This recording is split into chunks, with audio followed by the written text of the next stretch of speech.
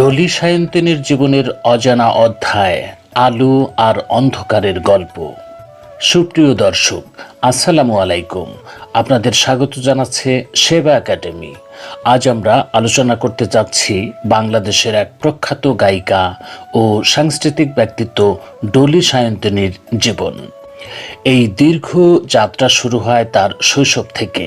চলবে গানের প্রতি আবেগ, চলচ্চিত্রে প্লেব্যাক ক্যারিয়ার, জনপ্রিয়তা, বিতর্ক, মঞ্চ ও নাটক জীবনের অভিজ্ঞতা এবং বর্তমান জীবন পর্যন্ত। আজ আমরা দেখব কিভাবে তিনি আলোকিত হয়েছিলেন, কোথায় লড়েছেন অন্ধকারের সাথে এবং কিভাবে তার জীবন হয়ে উঠেছে অনুপ্রেরণার গল্প। চলুন শুরু করা যাক। জন্ম ও শৈশব। ডলি সায়ন্তিনী জন্মগ্রহণ করেছিলেন এমন একটি পরিবারে যেখানে গান, নৃত্য ও নাটকের প্রতি গভীর আগ্রহ ছিল। পরিবারের ছোটবেলায় বিভিন্ন মেলা ও সাংস্কৃতিক অনুষ্ঠানে অংশগ্রহণ। প্রায় ৮-৯ বছর বয়সে প্রথমবার মঞ্চে গান পরিবেশন। শৈশব থেকেই বোঝা যেত তিনি একদিন বড় শিল্পী হবেন। শৈশবের স্মৃতি। গ্রামের মেলা ও স্কুল উৎসবে শিক্ষক ও পরিবার তাকে উৎসাহিত করতেন প্রতিযোগিতা ও সাংস্কৃতিক অনুষ্ঠানে অংশ নিতে। ছোটবেলায় বন্ধু বান্ধব ও পরিবারের সমর্থন, প্রথম প্রতিভার প্রকাশ, কণ্ঠের স্বচ্ছতা, আবেগ এবং স্বাভাবিক ভঙ্গি, গ্রামের মেলা বা স্কুল উৎসবে দর্শকপ্রিয়। শৈশব থেকে বোঝা যেত তিনি একদিন বড় শিল্পী হবেন। শিক্ষা ও সাংস্কৃতিক প্রেরণা। ডলি সায়ন্তিনী একাডেমিক শিক্ষার পাশাপাশি সঙ্গীত ও নৃত্য চর্চার নিবেদিত ছিলেন। প্রাথমিকভাবে নৃত্য ও নাট্যকলায় শিক্ষা নেন, পরে কণ্ঠচর্চায় মন দেন। শাস্ত্রীয় সঙ্গীতের পাঠ অংশগ্রহণ করেন। স্কুল ও কলেজে সাংস্কৃতিক কর্মকাণ্ডে অগ্রগণ্য। মূল শিখন: সঙ্গীত এবং আত্মপ্রকাশ কখনো আলাদা নয়, বরং একে অপরকে পূর্ণ করে। নতুন গান শেখা, মঞ্চে অভিনয়, শ্রোতার সঙ্গে সংযোগ সবই তার অভিজ্ঞতার অংশ। গায়িকা হিসেবে যাত্রা। ৯০-এর দশকে তিনি রেডিও ও টেলিভিশনে গান পরিবেশন শুরু করেন। কণ্ঠের স্বচ্ছতা ও আবেগ দর্শককে মুগ্ধ করত। প্রাথমিক অ্যালবাম ও অনুষ্ঠান তাকে সঙ্গীত জগতে পরিচিত এনে দেয়। প্রথম বড় সাফল্য ১৯৯২ সালে চলচ্চিত্রে উত্থান পতনে প্লেব্যাক করেন। এরপর ঘেরাওয়ে, প্রেমের বাঁধন, চরণধারী প্রভৃতি ছবিতে গানগুলো দর্শকপ্রিয় এবং সমালোচকদের প্রশংসিত হয়েছিল। চলচ্চিত্রে প্লেব্যাক ক্যারিয়ার। ডলি সায়ন্তিনী চলচ্চিত্রে প্লেব্যাক দিয়ে বড় শিল্পী হিসেবে পরিচিতি হন। নায়িকাদের কণ্ঠে প্রাণসঞ্চার। ১৯৯০-এর দশক থেকে ২০০০-এর দশক পর্যন্ত তার গান সমানভাবে সমাদৃত। গানের ধরন: প্রেমের গান, বিরহের গান, সামাজিক বার্তামূলক গান, বিশেষ অবদান।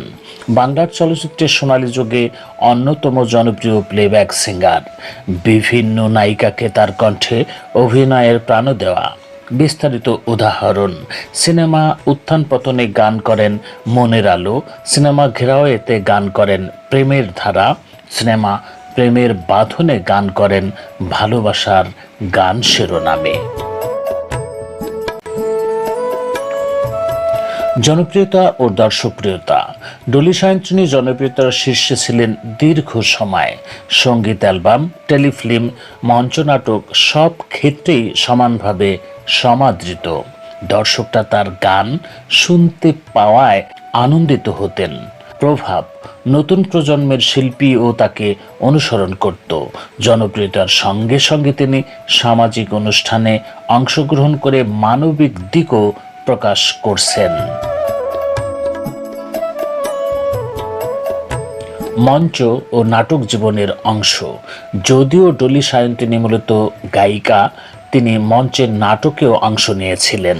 বিদ্যালয়ে কলেজে ছোট নাটক, বিশেষ অনুষ্ঠান ও সাংস্কৃতিক মঞ্চে অভিজ্ঞতা, দর্শকদের সঙ্গে সরাসরি সংযোগ শেখা। উল্লেখযোগ্য নাটকগুলো হচ্ছে নিশীথের গান, সন্ধ্যার আলো, প্রেমের প্রতিধ্বনি। সাফল্য পুরস্কার, দর্শকপ্রিয়তা পুরস্কার, বিভিন্ন সঙ্গীতানুষ্ঠানে সম্মাননা, নানান মঞ্চে সঙ্গীত প্রদর্শনের স্বীকৃতি। প্রথম পুরস্কার না পেলেও প্রকৃত পুরস্কার হলো কোটি কোটি দর্শক শ্রোতার হৃদয়ে অটল স্থান। ব্যক্তি জীবন, হাসিখুশি, বন্ধু বৎসল, সাংস্কৃতিকভাবে নিবেদিত, পারিবারিক ও ব্যক্তিগত সংগ্রামের মধ্য দিয়ে শিল্পী জীবন, সঙ্গীত ও সংস্কৃতির প্রতি অঙ্গীকার। বিতর্ক ও আলোচিত অধ্যায়, চলচ্চিত্রে গান বা ব্যক্তিগত জীবনের বিতর্ক, সাংবাদিকদের সামনে আলোচনা বা সামাজিক মিডিয়ায় আলোচনা। দর্শন, আমার কাজে আমার পরিচয়, এটি তার জীবনের দর্শন।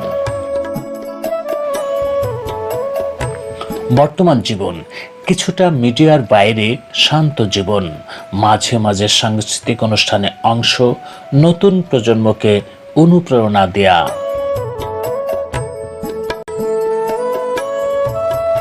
উত্তরাধিকার ও প্রভাব, গান আজও বাজে রেডিও, টিভি ও সামাজিক মাধ্যমে।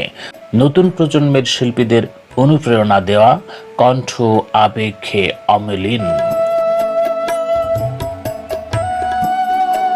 সমাপনী, প্রিয় দর্শক, আজ আমরা দেখলাম ডলি সায়ন্তিনীর দীর্ঘ জীবনের প্রতিটি অধ্যায়, শৈশব, শিক্ষা, সঙ্গীত জীবন, জনপ্রিয়তা, বিতর্ক এবং বর্তমান জীবন।